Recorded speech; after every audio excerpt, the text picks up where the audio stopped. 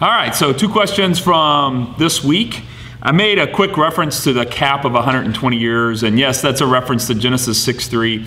There's NICOT and a couple other commentators say it's a question, is the 120 years purely a statement of from that moment to the time of the flood and the destruction of humanity, or is this some broader principle about 120 years as a cap on the life of humanity?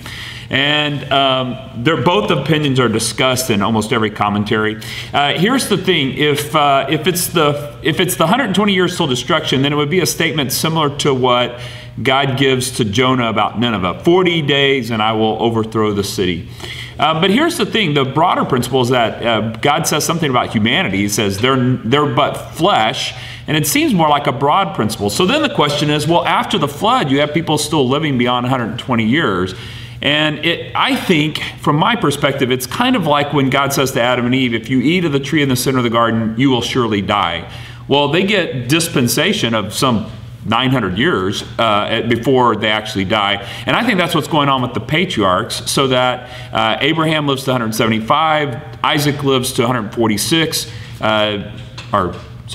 Jacob lives to 146, and then Joseph lives to 110, and then from there, the cap, you don't get over the 120, and it seems as though the principle in Noah's flood, that part of the curse from the flood was not just the flood, but a shortening of human life because of the tenuous nature or the flesh of humanity. And so I think 6:3 is a broad principle, and you see it start to emerge. So in other words, it's a broad principle, not a hard edict. And as the broad principle unfolds, as the book of Genesis ends with Joseph at 110 dying, that broad principle gets played out then from there forward. So it's a broad principle that takes some time to unfold. Just like Adam and Eve, you will surely die, but it takes time for that to unfold in the divine economy of God. So I take Genesis 6:3 as a broad statement about the fragile nature of humanity, and that because of sin, God's shortening their life because this longer life has given them more opportunity to sin. And not it's 120 years and I'm going to destroy humanity. Both are debated, and NICOT leans towards it's 120 years till the flood, but they do acknowledge the fact that it does seem like a broad principle, and so they lean that way. I lean the other way. It does seem like if you watch the ages and they start evening off to where nothing beyond that. And it is ironic that since that time, really 120 years is the cap. If that was the only intent, then it would be hard to explain why suddenly ages drop off after the flood. Other than mere coincidence, or you could say, well, it's divine justice. To me, it seems like God is saying humanity's sin and fragile nature has caused him to cap their ages, and they slide into that cap. So it's a broad principle, not an edict like this is law immediately, but just a broad principle of God saying, with the fragile nature and sinful nature of humanity, I'm shortening the length of time on earth. Because I don't deny that after the flood, there are some that do live a little bit beyond 120, but you got to acknowledge the fact that after the flood, the ages drop off substantially in terms of length of people's lives. And so I think 6:3, the flood is one aspect of the judgment of God, but so is the shortened life. That's my take on it, but it's not a big deal one way or the other. But that's how I see it. The second question has to do with Christ and Luke's statement that after they had fulfilled all the things in the law, they went home to Nazareth, but the reference to the wise men that Jesus not referred to as an infant but as a toddler. Well, Luke's gospel says after they'd completed all the things in the law, they went back to Nazareth. But Luke does not record several things. Luke doesn't record the wise men coming, which seems to be a bit later. Number 2 is Luke doesn't record that Jesus with Mary and Joseph flee to Egypt for a time while Herod is still alive, and that the wise men's visit is what prompts them to flee to Egypt. And so I think Luke's statement is a simpler thing, just to say, after these things, they went back to Nazareth.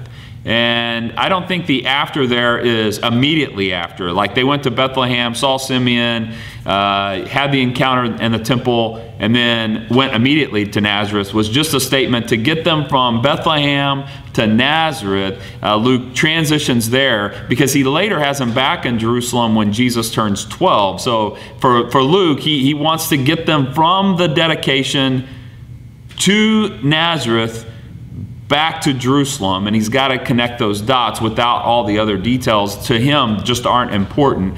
But to Matthew's gospel, they go from Bethlehem to Egypt and then back to Nazareth. And so Luke doesn't even record that. And clearly a journey to Egypt and then all the way back to Nazareth, you're talking about some substantial period of time. And that makes sense in light of the fact that from the time of the appearance of the star, if the wise men, if that was at his birth, and the wise men followed the star from that time period, it would have taken them some journey, especially if they're coming out of Persia. It would have taken them several weeks and months before they arrived.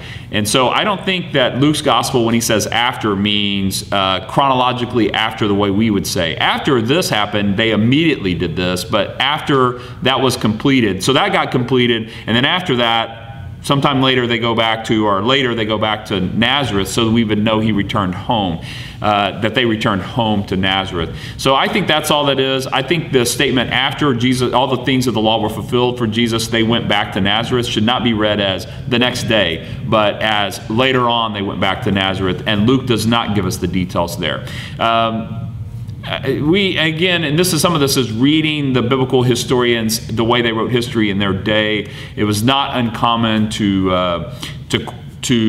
not include every single historical detail and to simply pass from one to the next. Mark's gospel uses this little technique verbally. He'll say, and he went into the house, and he went out of the house. And you're like, what house was he in? Where does that come from? And so you have I think actually that's Matthew's gospel, and you have Mark's gospel using, and immediately they did this. And so this was language that the writer would use to just transition you to the next thing. And so I think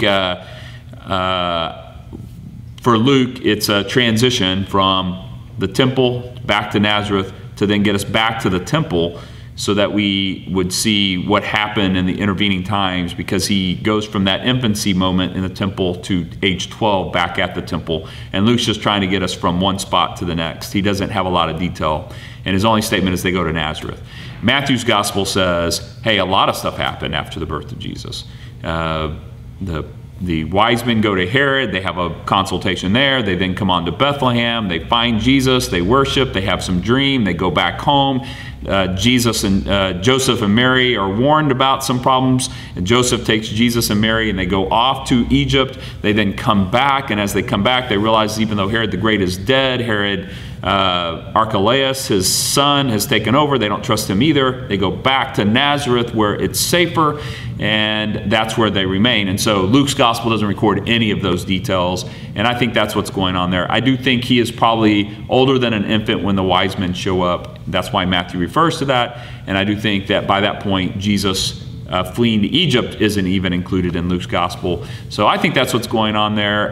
The after in Luke doesn't have a temporal thing to it. It just after meaning sometime after. All right, good questions, and we'll see you guys on Sunday.